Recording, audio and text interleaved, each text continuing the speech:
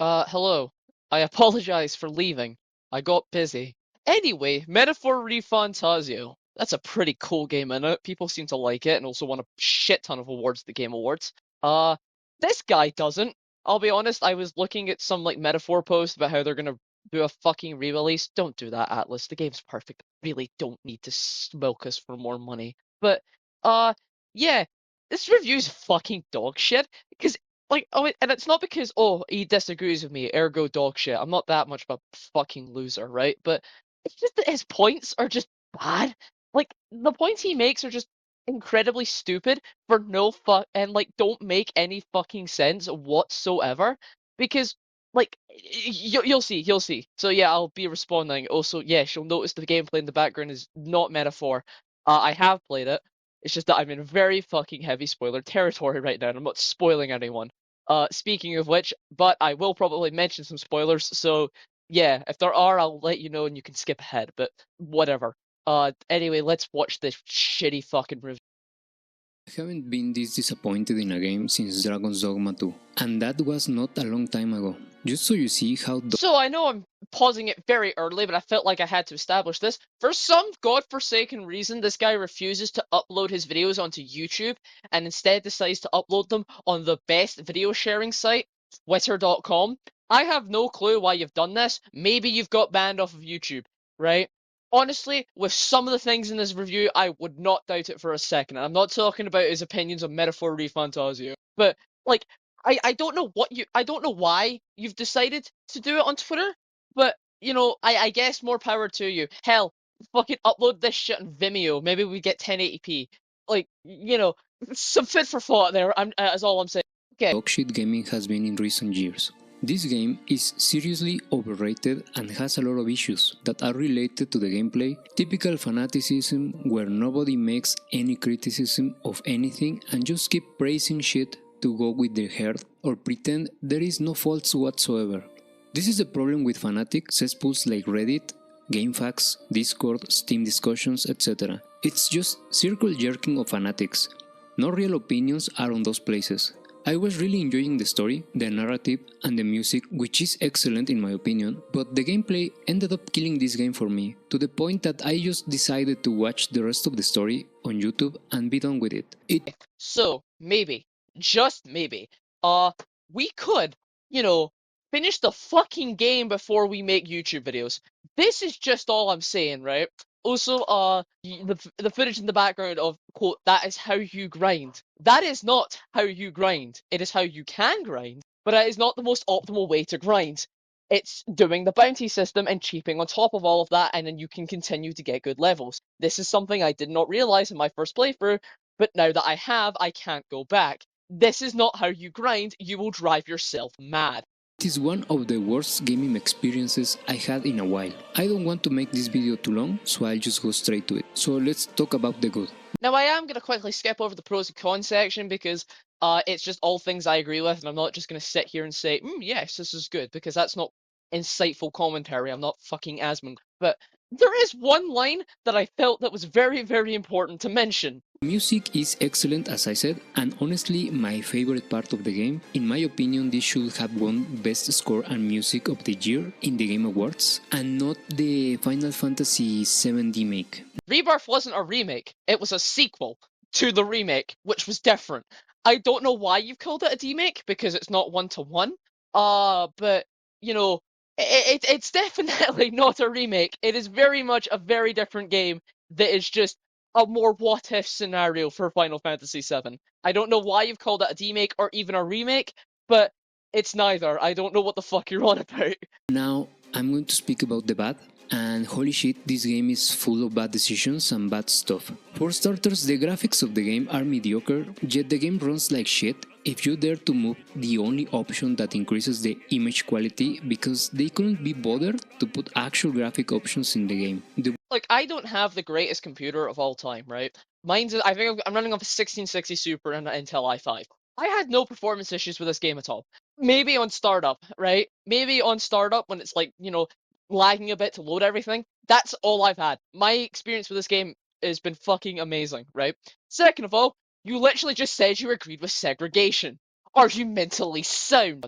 And third of all, what are you even on about when you say that the graphics are bad? Have you seen some of the shit in this game? It is fucking drop dead gorgeous. Sure, it doesn't have exactly the highest graphical fidelity, but to that I raise you Subnautica, which I think we can all agree is fucking gorgeous purely because of its art style and art direction. It doesn't need the most high fucking density graphics for it to look good. It can just look good on its own merits with its art style rather than its graphical fidelity. Walkthar localizators did a number on this game.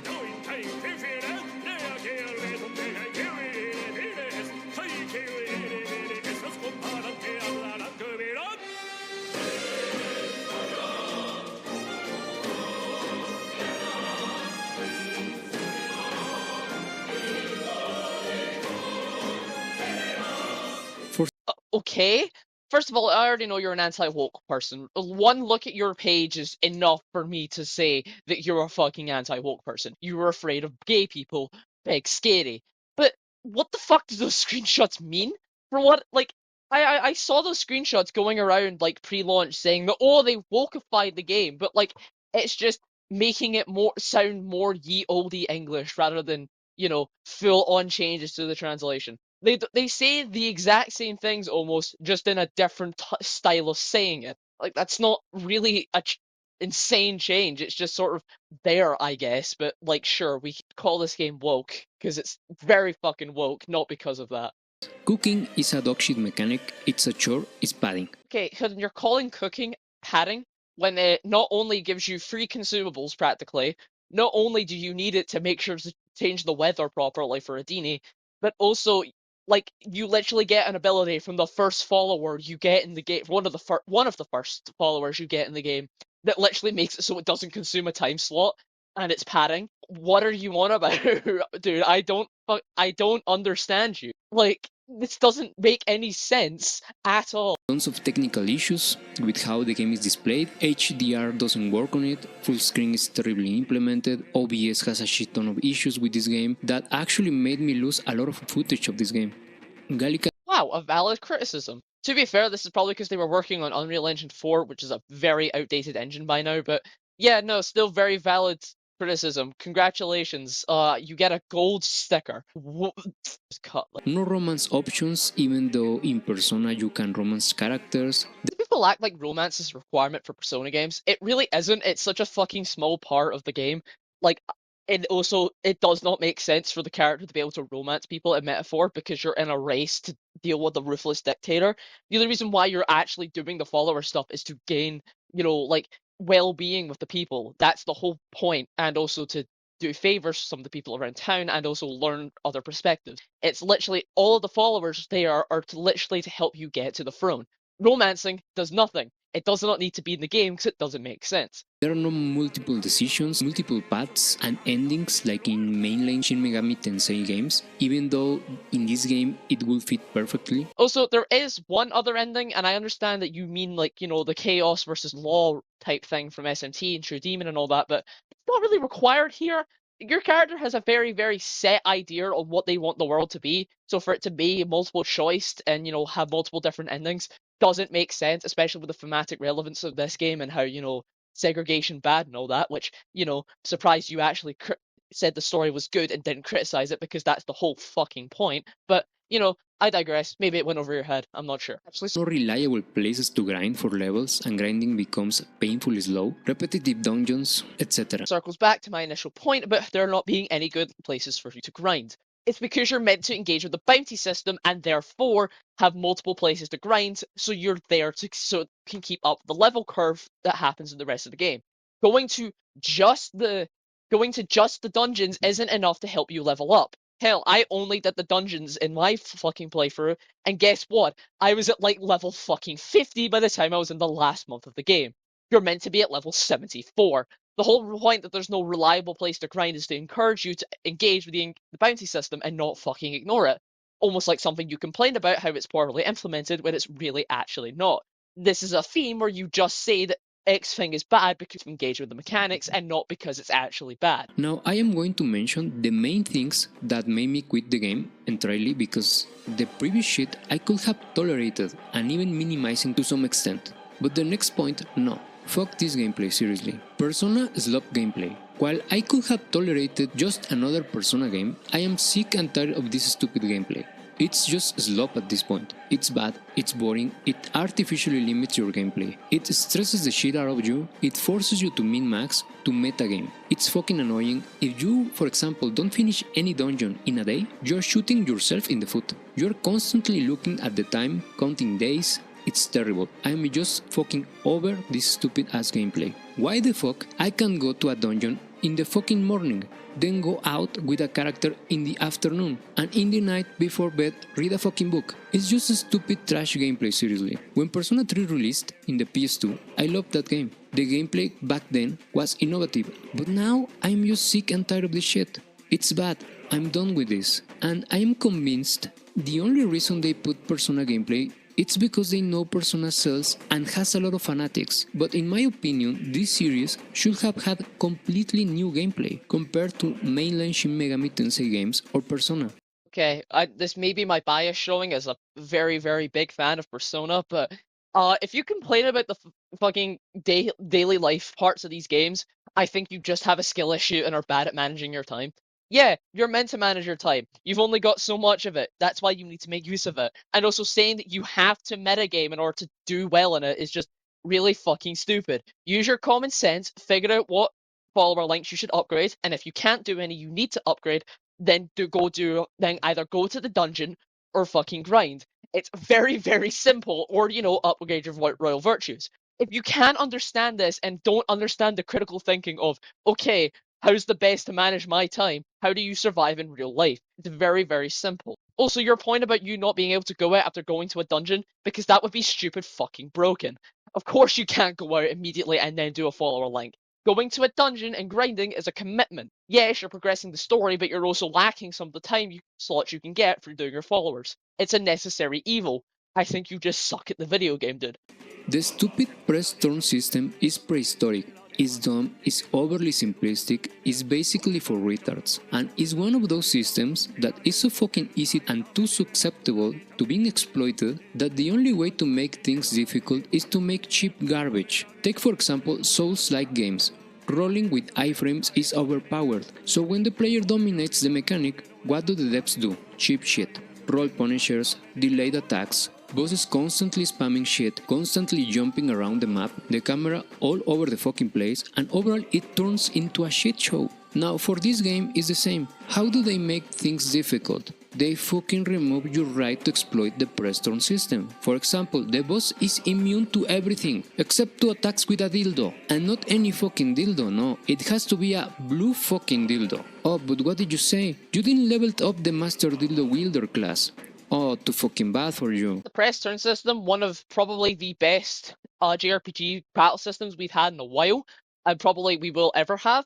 Bad is a choice, and I don't understand what the fuck you're on about, right? First of all, yes, there are some bosses that don't have affinities. That makes sense, because, some of those bosses are meant to be skill checks to assume you can get through a normal encounter without having to abuse the press turn system.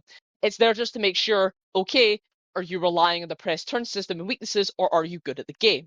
2, a majority of the bosses do actually have fucking weaknesses. For example, the first boss you do in the game, Zorba, summons 2 zombies tries to at least summon 2 zombies at all times to attack you.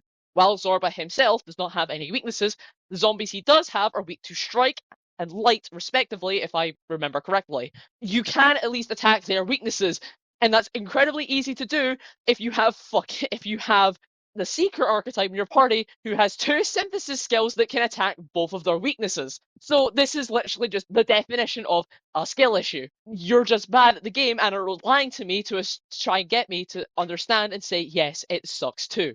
It doesn't suck, you're just bad. Plain and simple.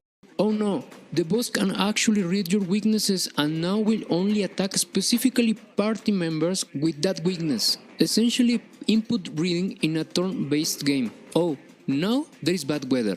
It's raining fucking dildos outside. Too bad. Now you don't get to exploit the enemy weaknesses? but they can. Oh, but you don't worry, there is a guy with 3 eyes that can actually build extra large condoms you can wear outside for the bad weather, but you need these special items that you get fucking nowhere. By the time I got to that part in the game, I had 0 of the items needed to use that weather change mechanic. It's a fucking joke. Wait a minute, hold on, I'm so fucking confused. You're annoyed that the enemies can also use the exact same system that you can use.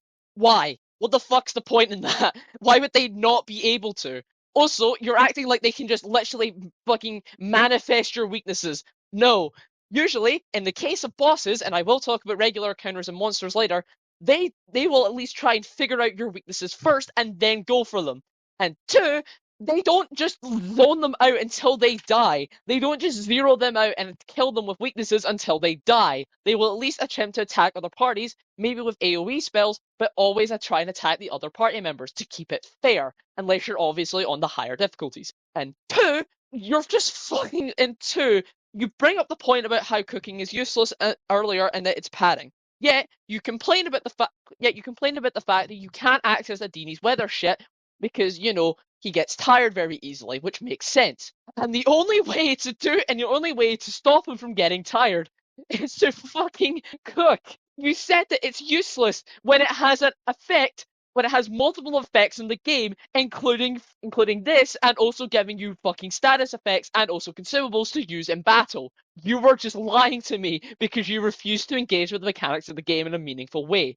Jesus Christ. I'm not grinding shit, stop disrespecting my time. This press turn system just encourages metagaming, and in a game that is supposedly about customization with a class system, then it's a complete oxymoron. If you happen to not have the attack a boss or an enemy is weak to, you're basically just wasting your time. And if you happen to have weaknesses, it's even fucking worse. You are forced to metagame for the best composition for every dungeon and boss, especially if you play on hard, which is why I've never played Shin Megami Tensei games on hard, because I hate this with passion. I want to be free, to do whatever the fuck I want, especially in a game with a class system.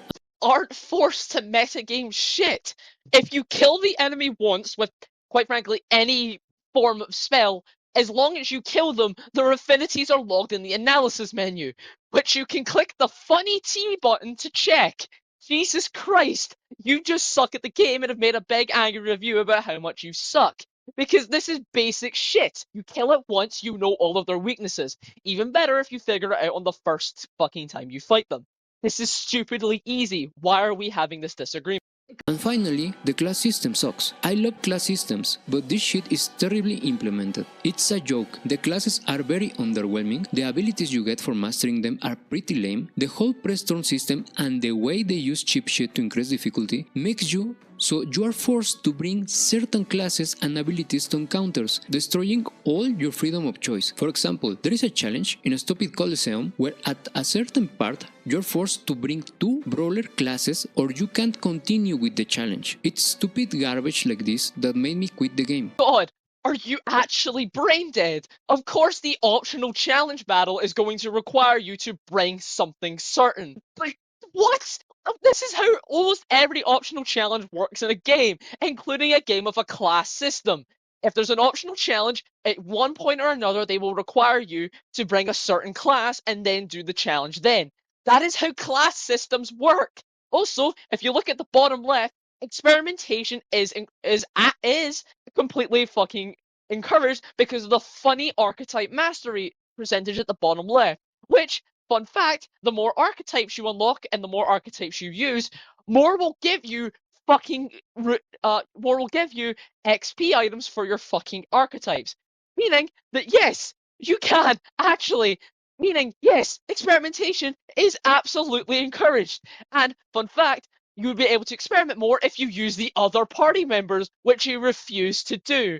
Jesus fucking Christ. How stupid can you be? Finally, the last straw, these retarded motherfuckers made it so each character has some sort of quote-unquote ultimate job or class that each can get and it's predetermined and you can only unlock them by mastering certain classes, meaning fuck your freedom of choice. The entire class system is fucking pointless. Why make this fucking class system if you're going to do stupid shit like this? Is mind-blowing. I am out of words for this. It's just an outrageous travesty. These jobs I'm talking about are the royal jobs. Again, why are you complaining about this? You do not need to access the royal jobs. The game doesn't suddenly stop you and say you need the royal jobs for this. Like, you can still experiment and still have your certain characters on your certain class types that you want without having to access the royal jobs. This is literally just you bitching and moaning for no fucking reason. How stupid can you be?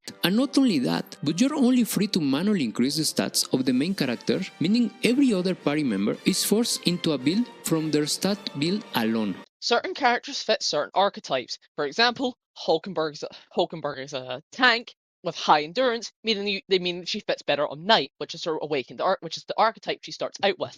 But to say that you can't experiment because they have certain archetypes they fit better with is fucking ridiculous. For example, Hulkenberg. Yes, I'm bringing her up again. Hulkenberg has a naturally high endurance stat. This is a secret to no one. She literally has, by the time level 40 rolls around, she has 30 endurance. You can put her on any character you want, and she would still manage to at least do somewhat well, even if her attacks aren't exactly greatest, because of the fact that she's a tank. For example, I had her on the Warlord archetype lineage, because it was meant she could support my team while also remaining in the fight for much, much longer. You're saying that apparently because this character, you're saying that because they have certain types of archetypes they fit better with, means it completely removes your freedom of choice, is fucking stupid. Also, even if there's not exactly, even if the whole point of the stat distributions are to force them into certain types of characters, then that's not a bad thing either. It just means that the developers have a certain direction for certain characters. Hell, in Bravely Default, some characters just straight up cannot access certain jobs, and also have certain archetypes with their stats that they fit better with. They fit better with certain jobs. This isn't a fucking dig at the game because you can't use any archetype you want on any character. Also, you're complaining about weakness distribution when with the exception of from what I've seen, with the exception of Heisme, you don't really explore the other archetypes much and just stick with the basic ones as is. You can explore, and that's exactly the reason why you're given multiple characters, so you can try out what makes sense and what archetypes fit what characters better. This is the definition of freedom of choice. Figuring out what archetype fits best on what character and then demolishing using the press turn system. You are just bad at the game. This game deserved better gameplay. When I started the game, I was thinking it felt like an 8 or maybe a 9 out of 10. But no, this gameplay is so bad, it needs to be said. It needs to be criticized. It needs to be exposed. What the fuck are you on about needs to be exposed? It's not a fucking pedophile, it's a video game. Relax, brother, it's not that serious. So for me this game is a 6 out of 10. I cannot believe how bad the gameplay of this game is and how they ruined a great narrative, a decent story, and an amazing soundtrack with such shit gameplay. I understand this is a throwaway edit point and probably doesn't mean much, but saying that you wish you could play as Louise is another pretty big red flag, especially because you're not meant to like Louise. He's probably the best character in the game. Yes, he's probably one of the best written characters, but you are meant to despise his guts, and for very, very good reasons, because he's a fucking dictator that wants the world to burn. Why would you want to play as that motherfucker? It goes against your entire ideals from the game at the start. Letting us play as him would go completely against the thematic relevance of his story and what he exists to do in said story. When did I stop playing? Before the final dungeon of the game, where these dragon trials unlock, I researched a bit and saw that these fights were the typical fights that you have to go with a meta of classes or you pretty much will be unable to win. And at the same time I found out about the royal jobs, and this is when I said, you know what, this gameplay is a fucking chore and I am almost at the end of the game. I'll just watch the rest of the story on YouTube. And not a single shot in hell you quit the game over a fucking optional battle. You don't need to do the dragon trials. They are completely optional. You can ignore them. Why would you do that? Why would you quit over this? I'm at a loss for words. Genuinely, how do you manage to quit a game over an optional battle set? That these are typical SMT super bosses. You do not need to do them. You can just beat the game. That's like saying you quit Breath of the Wild because you didn't want to get all of the Koroks. You don't need to. They're there as an optional side quest. You were a fucking pansy. Holy shit. Gaming is truly in a really fucking garbage state if this travesty won RPG Game of the Year and it was competing with a disrespectful remake of a PS1 game, those garbage Final Fantasy VII remakes. Sad times to be a gamer. We are fucking doomed.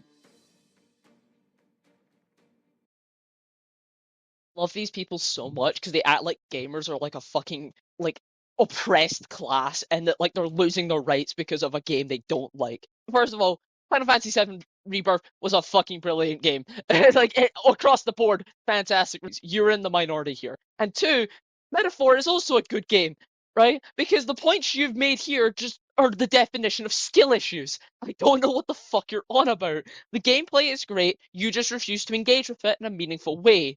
Jesus Christ. Look, I don't exactly want to make it a habit to make these types of videos because they're very, very negative and very, very boring, but I just saw this and, like, come on, I had to make a video on it. It was calling to me. It spoke to me. Like, I don't think I've seen a fucking review of a video game as bad as this in a long fucking time. And I watched the Alien Isolation IGN review. I watched the fucking Under the Mayo Arkham Knight review. I watched the Under the Mayo fucking Resident Evil 8 review. You may notice a pattern here. It's because he's bad at video games. It's because it's Under the Mayo. But like this is just baffling to me. And obviously, of course, the typical anti-woke fucker who makes a bunch of videos about how gaming is doing because there's a gay couple in them. This isn't a you. This is literally a you problem. Maybe just fucking grow a pair and stop bitching and moaning about gay people in video games. No, this isn't right. This video also may come off as a bit disjointed. It's because I'm not good at making videos or scripts, and I didn't know anything. I literally just reacted to it with probably Guilty Gear or some shit video gameplay in the background. But you get the point. This is just a bad review, and I swear to God, if this is where video game reviews are now, we might have to go back to 2010. I might need to apologize to IGN. And I swear to God, I better not. And I swear to God, if you of all people are going to make me apologize to IGN, we are fucking. Yeah. I hope to try and upload a bit more consistently now. Uh, and probably stream a bit more consistently as well. I just kind of took a break from YouTube because I had nothing. Fuck, I had nothing to do. I streamed a bit, but like that was it. And I literally had no fucking ideas of what to make videos on. I wasn't like I was burned out or anything. Far from it. I really wanted to make YouTube videos. I just had nothing to make a video on. So yeah, this might be my glorious return, or it might just be my last video ever. Who knew, quite frankly. Anyway, see you later, losers. Take care. Follow me on Twitter. I'm more active there. And yeah, peace, I guess.